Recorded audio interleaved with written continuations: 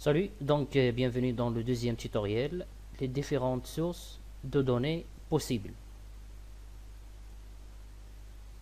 Bon, on va voir dans ce tutoriel quelles sont bien sûr les sources de données qu'on peut utiliser pour bien sûr faire un public postage. Bien sûr, lorsqu'on dit source de données, ça veut dire un ensemble de données ou bien une base de données. Dans ce schéma, on va essayer de voir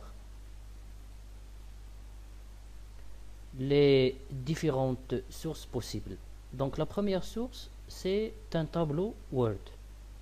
Donc comme on a déjà bien sûr utilisé pour insérer un tableau dans l'onglet insertion, et on insère un tableau qui contient un nombre de colonnes et un nombre de lignes, et bien sûr on va nommer la première colonne, la deuxième et la troisième et la quatrième, par exemple le nom, prénom, adresse et le code postal. Et on va remplir les données, et comme ça on va faire la fusion, hein. C'est ça la liste des destinataires sous Word. On va faire la fusion dans le document bien sûr type, qui est une invitation, une convocation ou bien quelque chose comme ça. إذن هذه هي الطريقة الأولى أو قاعدة المعطيات الأولى التي يمكن استعمالها عن طريق وورد. إذن عبارة عن جدول بسيط من خلال وورد، un tableau، et on va remplir ونقوم بملء المعطيات، ثم بعد ذلك نقوم باستعمالها في document type دعوة أو invitation إلى غير ذلك أو استدعاء. Après on va voir le deuxième type, c'est MS Excel. Donc Microsoft Excel, c'est un logiciel bien sûr de la même société Microsoft qu'on va traiter bien sûr plus tard par détail comme Word. On peut créer un tableau, d'accord. Bien sûr Excel c'est un tableur composé de des colonnes A, B, C, D, etc. 1, 2, 3, etc. Et on va remplir la même chose, le nom par exemple, le prénom ici, etc. Et on va remplir dans un tableau, et après on va l'utiliser dans le document bien sûr type. Ça c'est la deuxième source possible. Troisième source possible, c'est MS Outlook.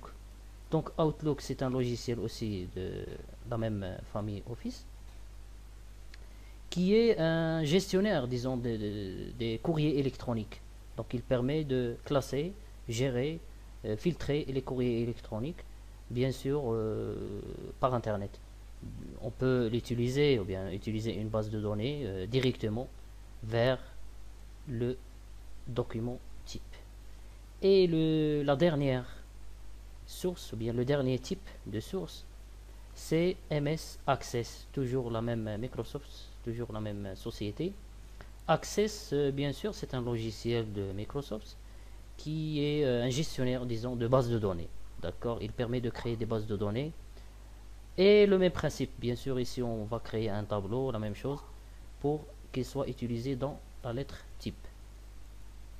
إذن الاختلاف الوحيد الذي يجب الإشارة إليه بين مختلف طبعا les sources أو مصادر المعطيات، les sources de données أو les bases de données، قواعد البيانات، هو أن وورد استعمال وورد في حالة معطيات قليلة، عدد من المدعوين مثلا قليل. إذا كان العدد أكثر إذا من الأحسن استعمال مايكروسوفت إكسل أو مايكروسوفت أوتلوك. وإذا كان العدد كبير جدا، عدد طبعا المدعوين كبير جدا، دونك il faut utiliser une base de données، يجب استعمال قاعدة المعطيات اللي هي Access. إذا فكلها مجموعة من إمكانيات pour créer من أجل طبعا إحداث أو استعمال مجموعة من المعطيات لمجموعة من المدعوين. ثم طبعا on va voir après comment fusionner toutes ces données dans la lettre type. Donc voilà, nous avons fait un petit tour, disons, des différentes sources de données possibles.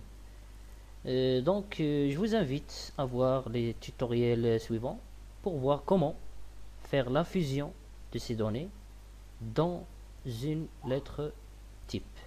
Et merci.